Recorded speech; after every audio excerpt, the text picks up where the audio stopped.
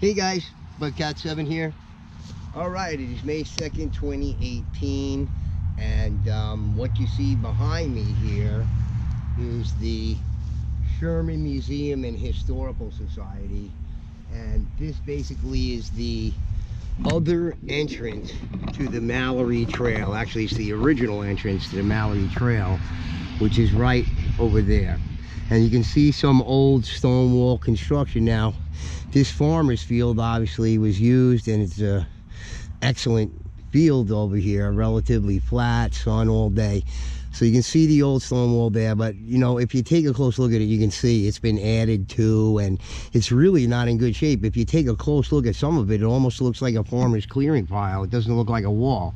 There probably was originally a wall there, because the archaic wall is that way, and you can see it transition into that. But I also wanted to show you this stone wall. Okay, this is a modern day stone wall. Okay, this is built, you know, within the last 10-20 years, and you can see the excellent craftsmanship in building this wall. And this wall is also built out of irregular stones, but I mean, if you look at it, if you really take a look at this wall here, many of the stones that they used in this wall have flat sides. They did throw a few irregular stones in there, and look at this one, Jimmy.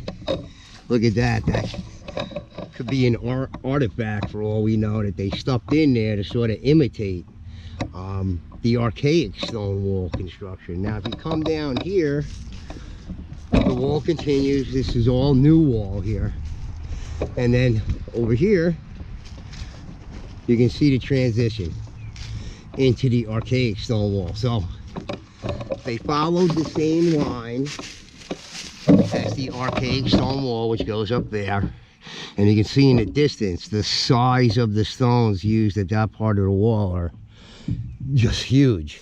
And coming down this way, smaller, and then when you get to here, the modern day one, you see a lot of those flat stones in there, and you can see the excellent craftsmanship in creating this wall. And certainly the people back then were perfectly capable of creating walls like this too, but apparently they didn't find that necessary. So just gonna go around to the back here, and you can see we go up into this area, which is the white stone on the archaic wall is for this whole entire area. And here we see this topography here, the landscape here, this starts to incline up here, and at the top straight ahead is where my clam rock is, and at the top of this perimeter with the white stones is like a mound. So we're just looking at the back side of this, and there's the archaic stone wall again, more in line with Kevin Gardner, with the average stones being 65 to 75 pounds. I'm telling you that the average stones that you can see in there, they're gigantic.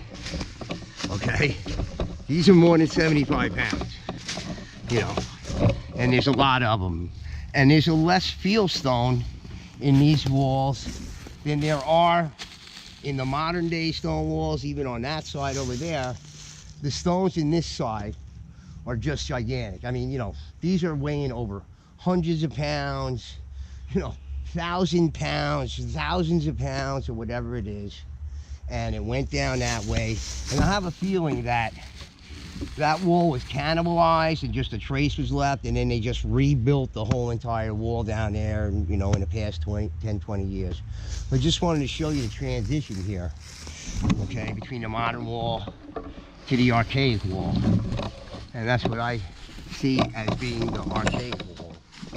Okay, well, I'm gonna go down here by the frog pond, and that's what this is. There is no source that feeds the pond. The pond is here every year, and by the end of the summer, it shrinks and shrinks and shrinks and shrinks, and there's like nothing left. There's like 1 million tadpoles in there, eating all the mosquitoes.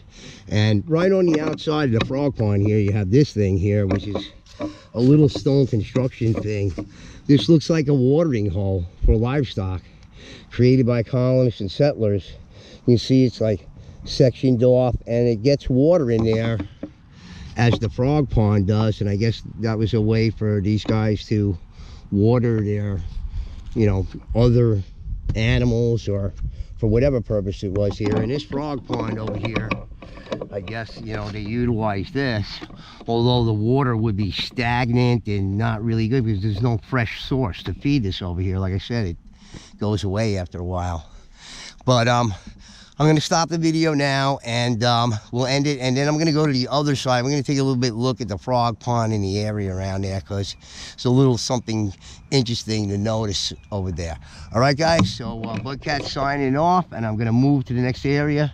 Please check out my videos, and I'll see you there. Bye.